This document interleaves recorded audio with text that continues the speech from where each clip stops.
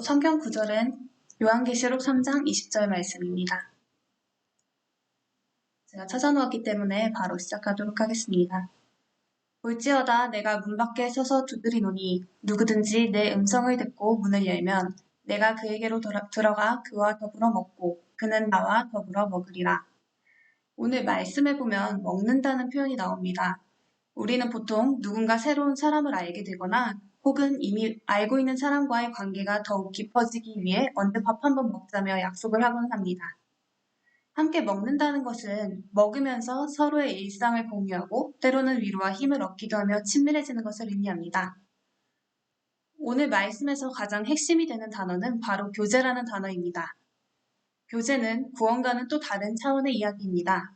어제 천명에 대한 말씀을 나눌 때 하나님께서는 사단에 잡힌 인간이 복음으로 해방되기 원하신다는 말씀을 나눴습니다.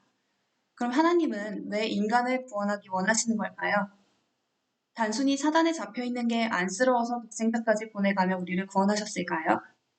하나님은 우리와 함께하기 위해 우리를 구원하셨습니다. 함께한다는 것은 다르게 표현하면 교제하는 것이라고 말할 수 있겠죠. 하나님과 교제한다는 것은 우리가 겪는 모든 순간들을 나누고 그 순간들을 향한 하나님의 계획을 질문하는 것, 그 모든 순간에 함께 계시는 하나님을 누리는 것입니다. 그런데 우리와 그리스도의 교제를 방해하는 존재가 있습니다. 바로 이 세상의 신인 마귀인데요. 이 세상의 신인 마귀는 성도들에게 세상의 것으로 어려움을 주며 하나님과의 교제를 방해하려 듭니다. 모든 이들에게 하나님께서 예비하신 천명, 소명, 사명이 있다는 믿음으로 각자에게 주신 언약의 여정으로 인도받기만 하면 되는데 자꾸 마음에 저 사람은 잘 되는데 나는 왜 이것밖에 안 되는가?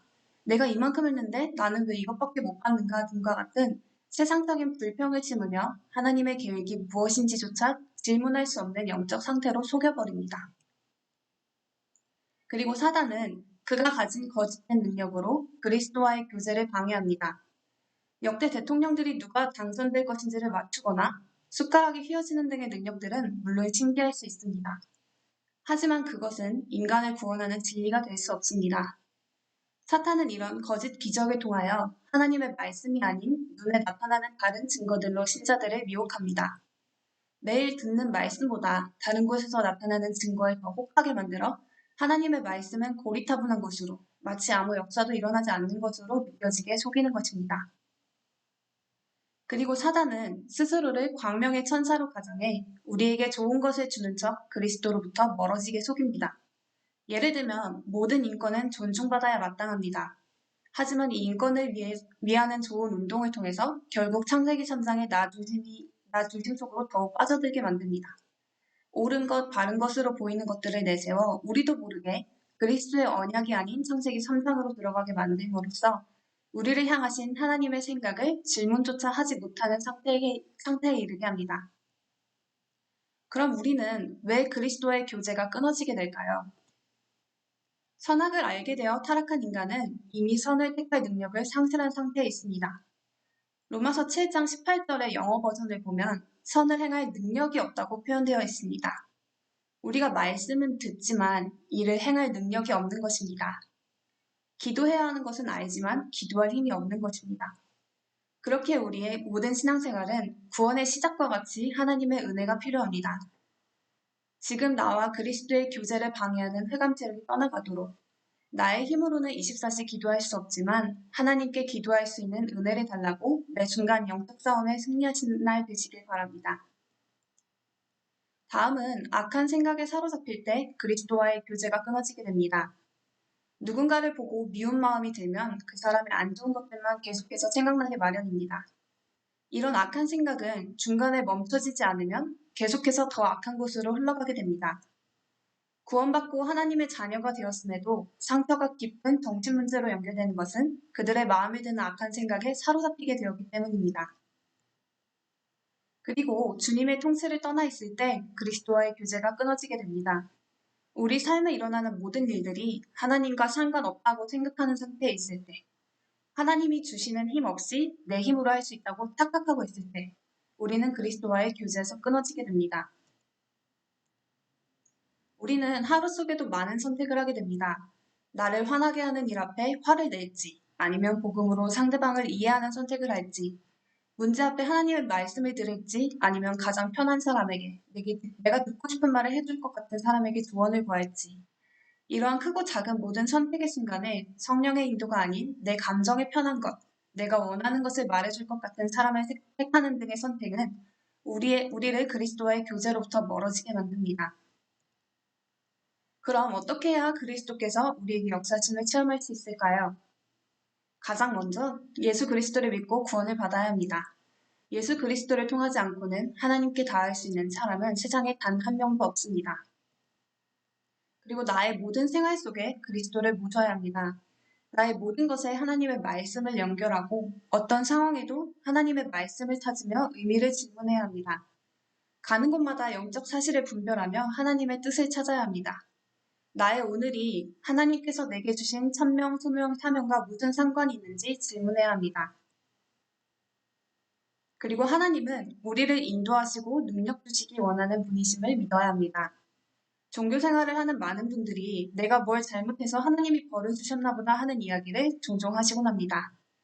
하지만 하나님은 벌을 주셔도 우리가 제대로 깨닫기 원하셔서 어려움을 주시는 분이지 벌 자체가 목적이신 분은 절대 아닙니다. 하나님은 언제나 우리를 사랑과 평안이 넘치는 예수 그리스도의 품에 온전히 거하길 원하고 계십니다. 하나님 자녀된 우리는 마귀의 자녀와 같이 제사 지내지 않으면 벌받고 하는 것을 두려워할 신분이 아닌 것입니다.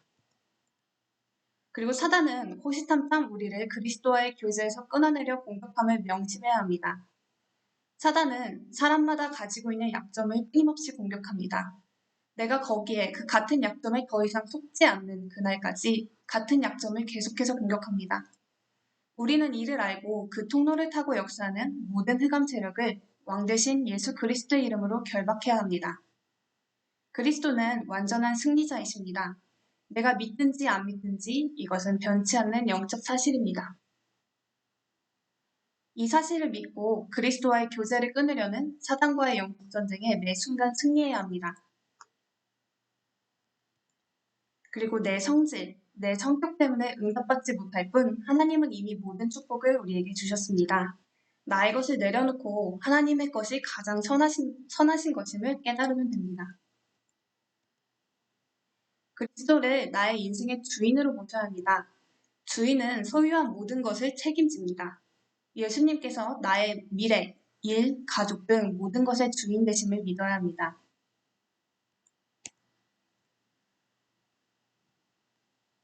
그리고 세상을 사랑하고 나를 사랑하고 자랑하고 과시하고자 하는 나의 죄를 버려야 합니다.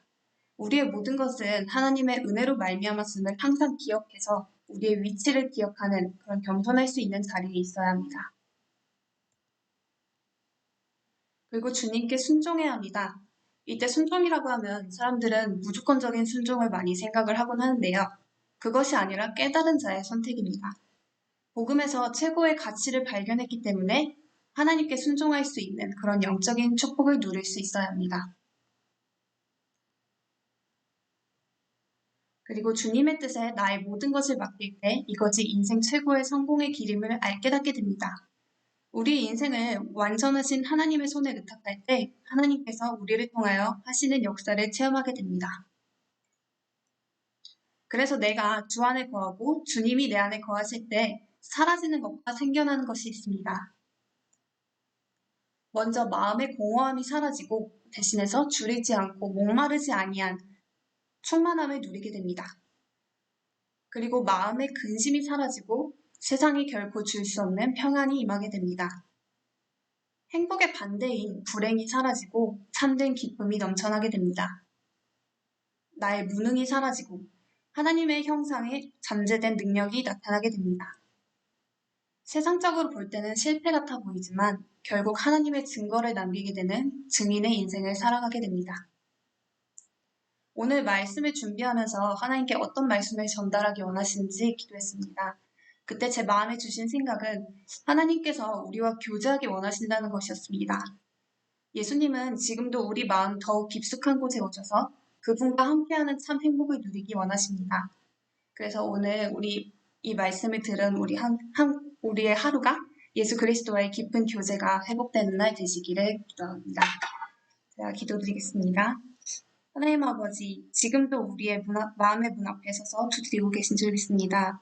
하나님은 선하시고 정말 우리를 참된 길로, 참된 복음과 생명의 길로 인도하고 계신 줄을 믿습니다. 하나님, 오늘 이 시간 정말 우리가 매 순간 들어오는 그 영적 싸움에 승리하게 해주셔서 정말 예수 그리스도의 이름의 권세를 사용함으로써 정말 우리가 하나님의 자녀된 신분, 하나님과 교제하는 하나님의 형상의 신분이 회복되게 하여 주시옵소서. 그래서 우리 삶의 모든 순간에 정말 하나님께서 주인 되어 주시고 하나님의 말씀으로 정말 모든 것에 의미를 찾는 날 되게 하여 주시옵소서. 오늘 하나님과의 그 교제를 방해하는 모든 흑암색들이 다시 주 예수 그리스도 앞에 완전히 결박되게 하여 주시옵소서. 예수 그리스도 이름으로 기도드립니다. 네.